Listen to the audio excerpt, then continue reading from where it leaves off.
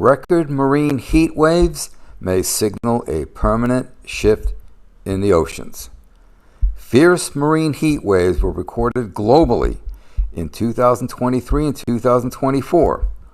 Some researchers now think they mark the start of a fundamental change with devastating consequences for life on Earth. Hello, friends. Jim here. Well, here's a photo of cyclonic activity. Hotter seas can lead to more intense storms, such as Hurricane Milton in 2024. Gee, I wonder why that is. Oh, that's right. Could it be something to do with ocean heat content? Extreme marine heat recorded since 2023 might herald the start of a regime shift in the world's oceans that poses a grave threat to life on Earth.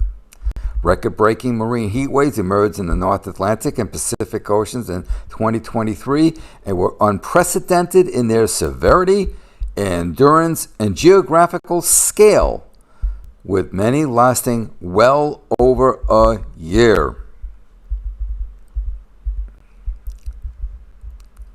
And you can see a little headline here.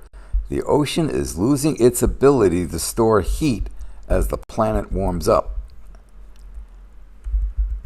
That's because no sequestration to depth, and you have an intensification of the stratification that is occurring. If you don't have the sequestration to depth, it doesn't allow for more energy to be absorbed up to a point. And then it stops. The heat waves help push sea surface temperatures to record-breaking levels around the world in 23 and 24, driving extreme warmth, dangerous weather on land, and contributing to both years being declared consecutively as the hottest on record. That's because oceans drive the climate. We've had progressive warming of our oceans over the last 40 to 50 years, but 23 was a breakout year with large-scale marine heat waves affecting so many different locations, says Matthew England at the University of New South Wales in Australia.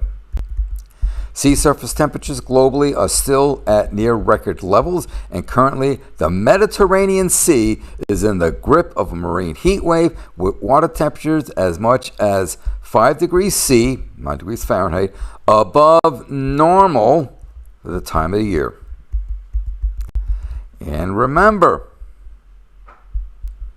when water exits the Mediterranean out through Gibraltar, yes, it may be very warm, it's also very salty. So it sinks to about 700 to 1,000 meters, then gets called the North Atlantic Intermediate Water, and Coriolis helps guide it, makes a beeline right through Fram into the Arctic Ocean, and it warms up the Arctic Ocean. And all that high salinity helps Atlantify the Arctic Ocean, making it a saltier body of water.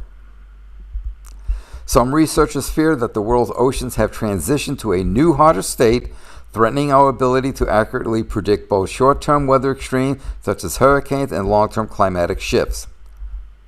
To find out more about what's going on, Zhenzhen Zheng at the Southern University of Science and Technology in China set out with colleagues to identify the drivers of the 23 marine heat waves around the world.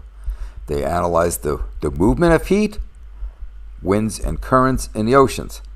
Yeah, you've heard me talk about ocean heat content, but there's also a thing called OHT, ocean heat transport, which I've obliquely referred to when I talk about, horizontal advections, vertical movements, movement to the poles, and so forth. Deep water moving to the southern oceans, for example, to melt the sea ice, moving into the Arctic Ocean to melt the sea ice, retard its formation later on in the year. So, the ocean heat transport is every bit as important as ocean heat content. Reduced cloud cover, which increases the amount of solar radiation hitting the water, was found to be a key influence, alongside weaker winds and the appearance of a warming El Nino pattern in the Pacific Ocean. Okay, here we go again about this is a reference to less aerosols and so forth. Yes, more solar energy can penetrate to a point, and it depends on latitude. If you're right there in the equatorial regions, where there's not much productivity, sure, solar radiation can penetrate further down the water column. Not at mid-latitudes. And we're seeing marine heat waves like off the Pacific Northwest, North Atlantic, even in the Northern Pacific. So, yeah, I discussed this with you guys before. Energy can penetrate down to a couple of meters, but it does not explain the energy that we find down to hundreds of meters. We now know that mesoscale eddies are the drivers, the main mechanism for the energy to work its way down in the water column. Given the duration of the heat, which began in earnest in 23 and continues today in some regions, Zhang believes that this is the start of a quote-unquote new normal for the world's oceans. He says the emerging data indicates the heat in the oceans is accumulating exponentially, a trend that would defy climate model prediction, which, if you look at the IPCC, keeps thinking everything is linear. Nope. Persistently high water temperatures will have a devastating effect on marine life, escalating the threat of coral reef collapse, triggering a mass die-off and migration of marine life. Okay, let me pause right there. I've done numerous videos talking exactly about this. In fact, in the paper I was a co-author on, I identified increasing oceanic water temperatures as a cause for mass extinction events. There are several others, but that is a cause, along with decreased productivity, increasing acidification, increasing stratification, decreasing oxygen levels. Right? One or two in play can lead to mass extinction events. All of these factors are occurring in the ocean today as we speak. Zhang says he's very scared by this potential regime shift in the oceans. I think almost all of the Earth system modeling projections are wrong. I'm not going to argue with that one. Some researchers believe it is still far too early to warn of a fundamental change in ocean dynamics. Neil Holbrook at the University of Tasmania in Australia says there isn't yet clear evidence to support warnings we have reached a tipping point, particularly given there are only a few years of data to assess. Okay, I understand what he's saying. That's a fair point. But the data actually goes back at least a couple of decades. But still, he's basically injecting a word of caution.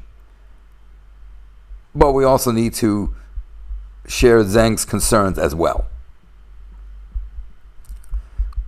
We don't know what's going to happen next year, and if ocean temperatures might just come back to something that's much more, let's say, normal. Perhaps, maybe we'll know better as this year transitions more to a La Nina situation, and then we'll know more. But remember, the coldest La Nina of today is still warmer than the hottest El Nino of 3 decades ago. That says something. However, Holbrook stressed that unless greenhouse gas emissions are rapidly curtailed, marine heat waves around the globe will continue to increase in intensity and duration, and potentially at rates faster than various marine species can adapt. And if they can't adapt, they die off. Hence, which leads to mass extinction events, potentially. So he makes an excellent point there. He's basically saying, okay, we need more data, but we still need to be cautious. And Zhang is saying, this is really concerning. And it is. Right? Oceans have absorbed 93% of the heat energy we have imparted into the system. It's now coming back and paying us back. That heat is diffusing. We are measuring the flux to the atmosphere as well. That's what they're implying that with the weather situations. You have warm waters, it drives cyclonic storms. The warm waters melt sea ice, prevents sea ice. That decreases albedo, so that it absorbs yet more energy, irregardless of cloud cover or not. You have open ocean instead of ice, you're going to absorb energy. Because some of the energy can, depending on the cloud type, some of the energy can poke through if there's cloud cover. And if there's sea ice, it just gets reflected. If there's not, well, then it gets absorbed. And of course, if there is no cloud cover, then it just goes right into the oceans, where sea ice reflects it. But also remember, if it goes into the oceans, you have to take into account the curvature of the surface. Not all that energy gets fully absorbed. It's a function of the cosine of the angle that it makes with the surface of the water. I described all that in prior videos.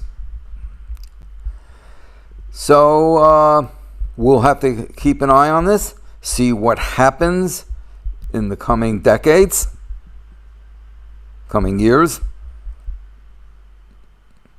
But I share Zhang's concerns. Those of you who follow me for some time know what I've been saying about this, what my assessment of all of this is. So marine heat waves are becoming a bit more abundant, a bit more planet-wide, lasting longer, more intense.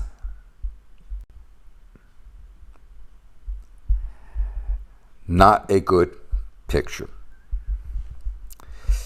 There you have it. Until next time, thank you for your time.